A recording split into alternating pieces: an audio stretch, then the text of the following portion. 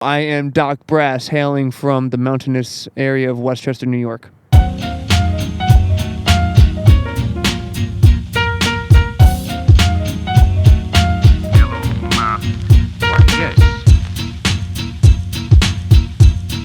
plans of the Yellow Mask as the champion of the weak and the oppressed. So what got me into music production, and music in general, originally was video game music. Growing up on Super Nintendo and stuff, I would say, Final Fantasy, Nobuo Uematsu's work on Final Fantasy was a core motivation, for sure. So the tools I use, technically tool, this guy, the MPC 2500, made by Akai. My record player, the Technique SL1200, which I use to sample my records, and then an iRig Pro Duo, which I use to inevitably convert the songs that I make in here into my phone so I can upload it to the interwebs for everybody. Yes, a new one and an old one. But never mind. Yes, I do sample. It is my main format of hip-hop production.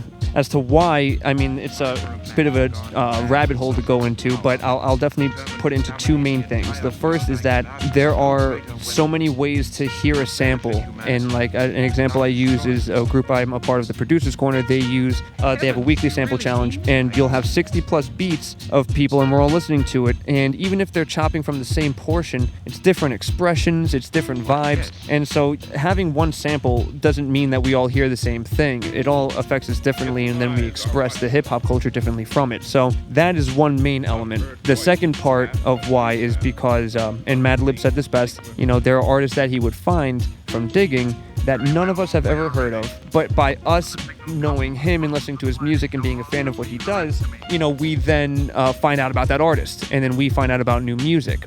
And if you are really into hip-hop culture, you're not always listening to just hip-hop music. At least I think so. I think that if you're into hip-hop culture, you're listening to all genres, because hip-hop culture transcends genre, as we then encapsulate all these little pockets of groove from each one, like whatever we hear.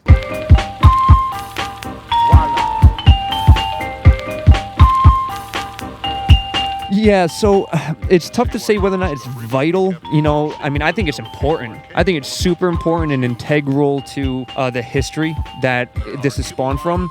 But I do believe that when hip-hop was being created, they didn't only have records and didn't have to get power from the city's telephone poles, and they weren't so restricted in how they were able to make their music and they had access to instruments and studio time and all that fun stuff. I kind of think that they would be doing what the Roots do and bands of that nature, Bad, Not Good, and things like that, where they're doing hip-hop groove style music, and you can tell it's hip-hop. There's an aura about it, but it's produced, right? So whether or not it's sample-based or production-based, I think the core thing is expression is what's vital. Knowing your history is what's vital, and respecting everything that happened before you and being able to innovate what can still be done. Must have felt.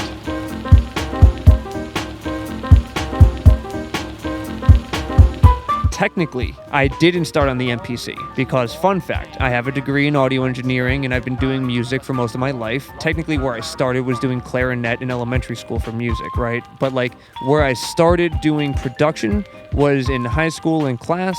My original finger drumming was on the MIDI keyboard, when you just loaded up a drum program on your MIDI keyboard and you have, your 0 through 127, and you're just kind of boom bap in that way. It was all an inevitable progression to where I am now, where I, started to see, once involved in hip-hop culture, I started to see other elements and items that were used by my favorite producers. And it was, maybe about 8 years ago that I got my first MPC, which I believe was an MPC 500. I would go through 500, 1,000, 5,000, I would kind of testing my elements. And then inevitably I was the 2,500 was the one that got me into the finger drumming specifically kind of aspect, and and because it's portable enough for me to go out and gig with it, but not too big like the 5,000 where I'm not going to take it out and just don't have unnecessary things on that I don't need per se. But why I started on the MPC was because I saw my favorite people, Doom, Dilla, they used it. The MPC 3000 that's at the Smithsonian, it's just a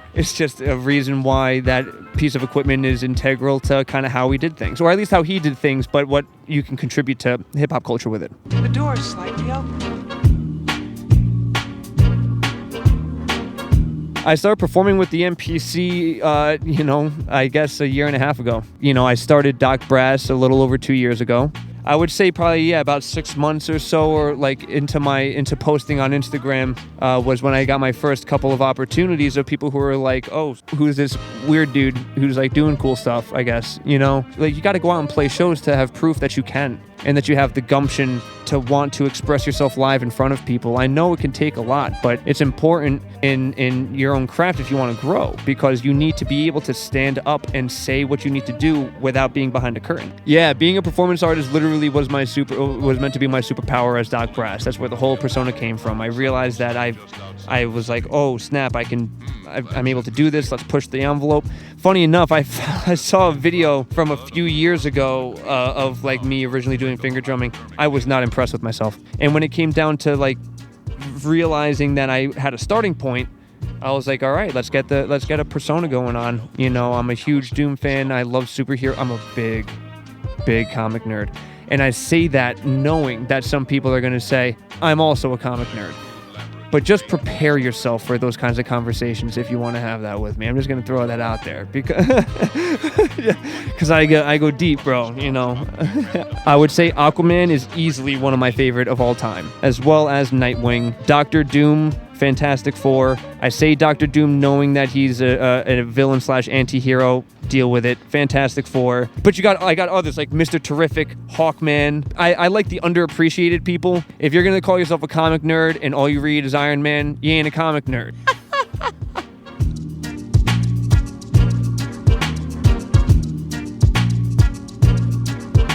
They'll remember DokBrass and the music and the message from all that, and they don't have to worry about who I am as a person. And if they want to know more about me, that's cool. I'm a nice guy, I think. I don't want that to be the reason why you got into me. I want you to get into me for the actual character, because DokBrass is inevitably an exaggeration of myself, like all the other prior heroes of our days. I definitely want it to be more of a less judgment on the person who's trying to get involved with the culture, because it ain't my culture. If we want to get super real about it, it just helped me through a dark period in my life, and it's probably the greatest culture on the face of the planet. And I think that if more people had access to it, it would be really help them out.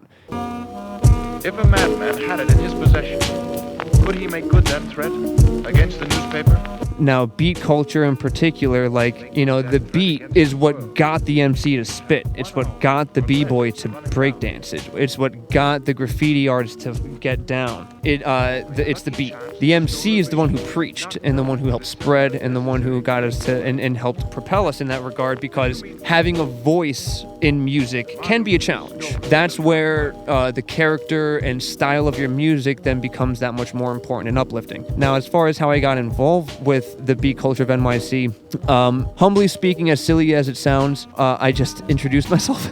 I started going around a couple places in the city and just busking with this, little speaker and, what I'm doing here. And then, posting my videos on Instagram and just taking advantage of what Mecca has to offer, hip-hop Mecca has to offer, because, the culture is here. It's not where I'm from, right? So I do come down to Mecca to represent the culture with everybody else, right? The culture is where it started. It's in the heart of Brooklyn, Bronx, Queens. It's in the heart of the city. There's always an aha moment that people have where they're like, I never knew how much I wanted this or how much this impacted me until I got to live it.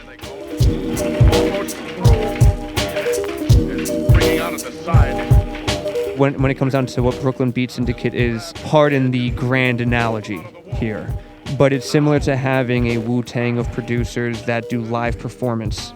People bringing their own styles, their own flows, and a group of people from the source of where it all started. If you are not from Mecca, learn that you need to express yourself. And if you don't think that you can do it, it's only because you haven't tried hard enough. That's my opinion, at least.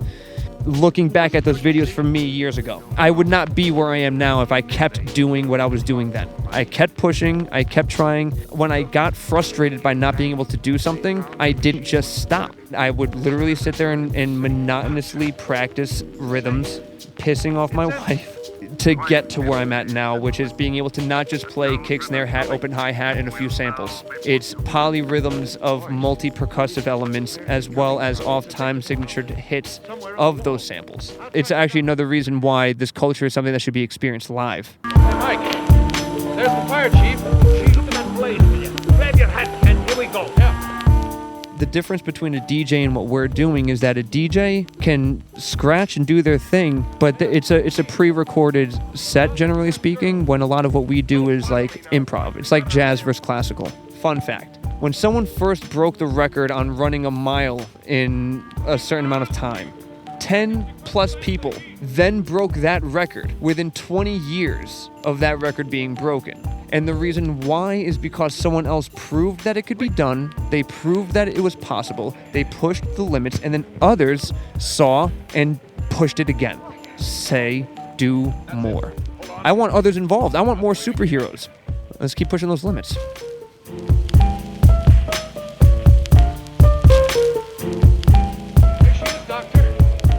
My goals in the end game, I want to be a motivator for people to grow a positive environment for everyone around themselves, and by doing so through having a superhero mentality and a real-life superhero mentality, and taking what the Justice League and the Avengers are and making it as humanly possible. This isn't a one-man game, this is a community game. So those are my end game goals, is for everyone to grow together in a positive element and to be able to hold each other accountable to proper standards. You tell him not to take too big a chance. Don't worry. I don't take many chances.